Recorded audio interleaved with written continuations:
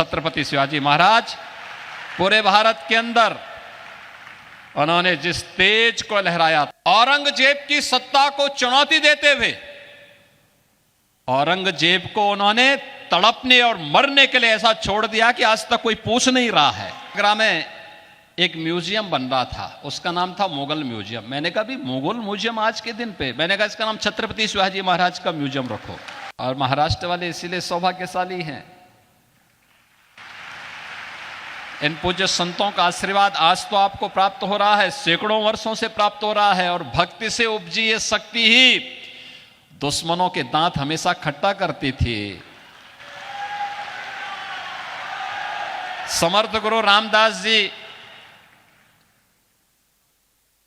छत्रपति शिवाजी महाराज को यहीं से पैदा करते हैं। और छत्रपति शिवाजी महाराज पूरे भारत के अंदर उन्होंने जिस तेज को लहराया था,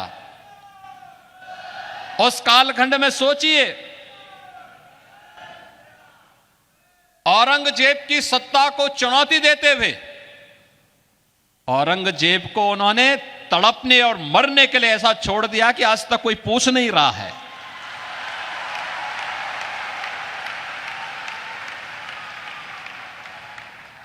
यह अद्भुत शौर्य और पराक्रम की धरती है। इसलिए है क्योंकि पूज्य संतों का सानिध्य प्राप्त हुआ, उनकी कृपा हमेशा यहां पे बरसती है। यहां के भक्तों ने अपने पूज्य संतों के सम्मान को जिन ऊंचाइयों तक पहुंचाया है, उसका परिणाम है कि शक्ति भी साथ साथ उनकी चलती है। और यह शक्ति का अद्भुत संगम छत्रपति शिवाजी महाराज के रूप में महाराष्ट्र के माध्यम से हम सबको देखने को मिलती है।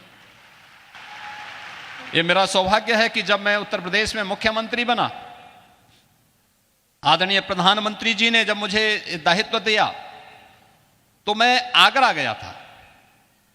तो आगरा में एक म्यूजियम बन रहा था, उसका नाम था मुगल म्यूजियम। मैंने कहा भी मुगल म्यूजियम आज के दिन पे, मैंने कहा इसका नाम छत्रपति शिवाजी महाराज का म्यूजियम रखो।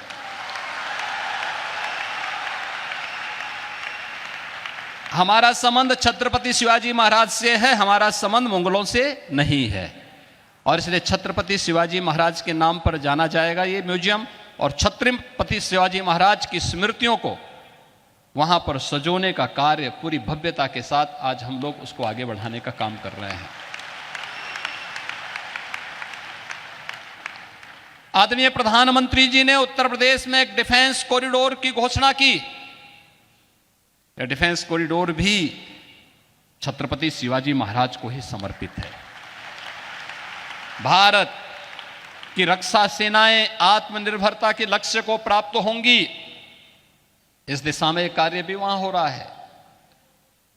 तो यहां पे तो शक्तियां भी जुड़ रही हैं और पूज्य संतों के माध्यम से भी भक्ति भी आपस में एक दूसरे का सानिध्य प्राप्त कर रही हैं। और इसी का परिणाम है, जब ये शक्ति मिलेगी, भक्ति और शक्ति का अद्भुत संगम होगा, तब 500 वर्षों की गुलामी की दास्ता से मुक्त होकर के अयोध्या में राम मंदिर का भव्य अद्भुत क्षण भी, वह अलौकिक क्षण भी हम सबको देखने को प्राप्त होता है। हमारे पूज्य संतजन मंच पर भी बैठे हैं, सामने भी बैठे हैं। इनके सानिध्य में प्रधानमंत्री मोदी जी के कर कमलों से, उनके परम पुरुषार्थ से 22 जनवरी 2024 की जो तिथि हम सबको अयोध्या धाम में देखने को मिली थी, अद्भुत है। और ये नई अयोध्या, ये भव्य दिव्य और नव्य अयोध्या आप सबको भी अपनी ओर आमंत्रित कर रही है